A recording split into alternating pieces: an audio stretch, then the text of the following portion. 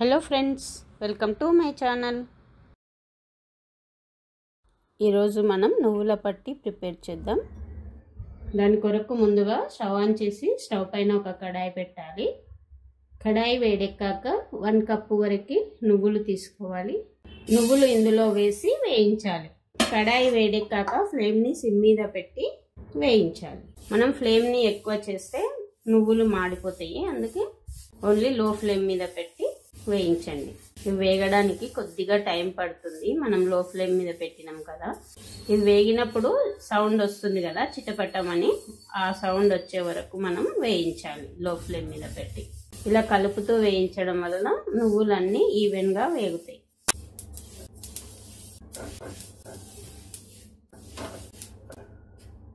ఇప్పుడు నువ్వులు వేగినాయి అంటే ఈ కలర్ వచ్చే వరకు లో ఫ్లేమ్ మీద పెట్టి వేయించాలి. ఇప్పుడు స్టవ్ ఆఫ్ చేసి ఈ నువ్వులని వేరొక ప్లేట్లోకి ఇప్పుడు మనం ఈ వేయించిన నువ్వులని పక్కకు పెట్టేద్దాం. ఇప్పుడు మనం స్టవ్ ఆన్ చేసి ఇదే కడాయిలో నువ్వుల పట్టికి కావాల్సిన బెల్లం పాకాన్ని ప్రిపేర్ చేద్దాం. ఇప్పుడు కడాయి వేడెక్కాక ఒక 1 టేబుల్ స్పూన్ వరకు నెయ్యి వేసుకోండి.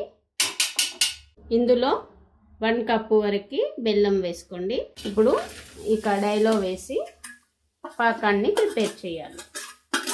ఒకవేళ మీరు ఈ బెల్లం కరిగిన తర్వాత వడగట్టాలనుకుంటే ఒక 2 టేబుల్ స్పూన్స్ వరకు వాటర్ వేసుకోండి.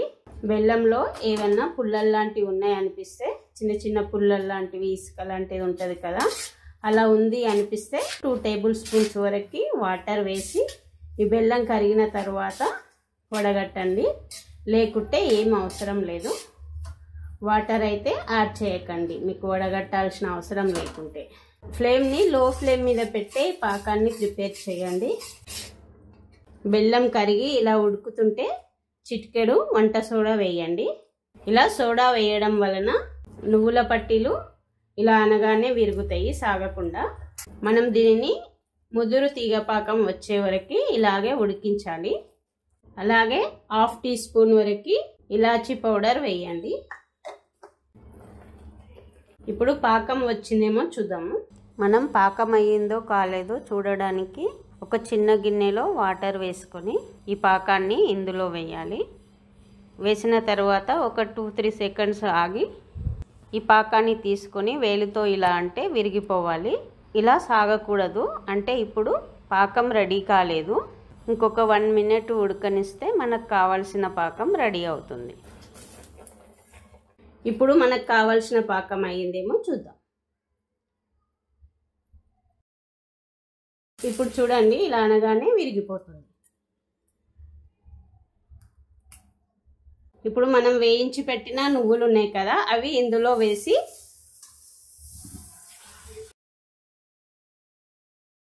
ఈ పాకంలో ఈ నువ్వులు మొత్తం కలిసేటట్టు కలపండి. ఇప్పుడు స్టవ్ ఆఫ్ చేయండి. స్టవ్ ఆఫ్ చేసి ఈ నువ్వులు మొత్తం బాగా కలిసేటట్టు కలపండి ఈ పాకంలో. ఇప్పుడు ఇలా కలిసిన తర్వాత ఒక ప్లేట్కి నెయ్యి కానీ ఆయిల్ కానీ గ్రీస్ చేసుకోండి. లేదా ఇలాంటి చెక్క ఉంటుంది కదా మనం కూరగాయలు కట్ చేసేది, దాని మీద కొద్దిగా ఆయిల్ కానీ నెయ్యి కానీ గ్రీస్ చేసుకోండి. ఇప్పుడు మనం ప్రిపేర్ చేసిన ఈ నువ్వుల మిశ్రమం ఉంది కదా, దీనిని ఈ చెక్క మీదకి వేసుకోండి. ఇప్పుడు దీనిని కొద్దిగా ఇలా పల్చగా స్ప్రెడ్ చేసుకోండి దీనిపైన, చెక్క పైన. మీకు ఎంత పల్చగా కావాలంటే అంత పల్చగా స్ప్రెడ్ చేయండి. లేకుంటే చపాతీ కర్ర ఉంటుంది కదా, దానితో ఇలా గట్టిగా అనండి, మంచిగా స్ప్రెడ్ అవుతుంది. ఇలా ఈవెన్గా స్ప్రెడ్ చేసిన తర్వాత ఒక షాక్ తీసుకొని ఈ విధంగా ఘాట్లు పెట్టుకోండి. ఫస్ట్ ఈ సైడ్స్ కొద్దిగా కట్ చేసుకోండి. ఇప్పుడు మీకు నువ్వుల చిక్కీ ఏ షేప్లో కావాలంటే ఆ షేపులో కత్తితో ఘాట్లు పెట్టుకోండి. ఇలా వేడిగా ఉన్నప్పుడే ఘాట్లు పెట్టుకుంటే చల్లారిన తర్వాత ఈజీగా విరుగుతుంది. ఇలా ఘాట్లు పెట్టుకొని కొద్దిగా చల్లారిన తర్వాత దీన్ని తీసివేయాలి. ఇప్పుడు ఇది చల్లారింది కదా, ఇలా అందము వచ్చేస్తుంది. ఈజీగా వస్తుంది. చెక్క మీద అయితే ఈజీగా వస్తుంది.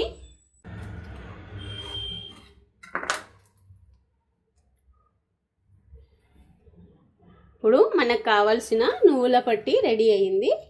ఇప్పుడు మనం దీనిని ఒక ప్లేట్లోకి వేసుకొని, అంటే కంప్లీట్గా చల్లారిన తర్వాత ఒక ప్లేట్లోకి వేసుకొని, మనం ఘాట్లు పెట్టుకున్నాం కదా దాని ప్రకారం ఇలా విట్ చేస్తే సరిపోతుంది. నువ్వుల పట్టి రెడీ అయిందండి. ఈ రెసిపీ కనుక నచ్చితే మీరు ఒకసారి ట్రై చేసి మీకు ఏ విధంగా వచ్చిందో కామెంట్ సెక్షన్లో చెప్పండి. అదేవిధంగా నా వీడియో కనుక నచ్చితే ఒక లైక్ చేసి నా ఛానల్ని సబ్స్క్రైబ్ చేయడం మర్చిపోకండి. ఇంగ్రీడియంట్స్ డిస్క్రిప్షన్లో ఉంటాయండి. Thanks for watching.